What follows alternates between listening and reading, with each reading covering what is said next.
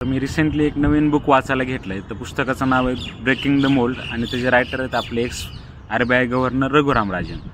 एक इंटरेस्टिंग केस स्टडी दिलेली. तर ती केस स्टडी 2 कंपनीमधली, एक ॲपल आणि दुसरी फॉक्सकॉन आहे. तर ही फॉक्सकॉन कंपनी काय करते, ॲपलचे मोस्ट ऑफ द प्रोडक्ट जे मॅन्युफॅक्चर करते तर ती फॉक्सकॉन कंपनी करते.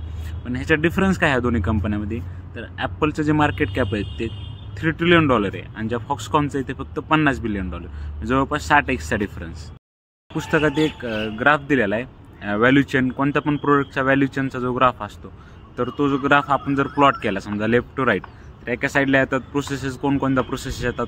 एक तर डिझाईन असते तुमचं, दुसरं असतं रिसर्च, तिसरं असतं R&D, त्याच्यानंतर असते मॅन्युफॅक्चरिंग आणि सगळ्यात शेवटी काय असते सेल्स अँड मार्केटिंग. तर जेव्हा ह्या सगळ्या गोष्टीचा आपण ग्राफ प्लॉट केला व्हॅल्यू चेन ॲडिशनचा, तर काय ह्याच्यात काय झालं, हा ग्राफ येतो in the form of smile curve. Smile कर्वच्या फॉर्ममध्ये ग्राफ येतो.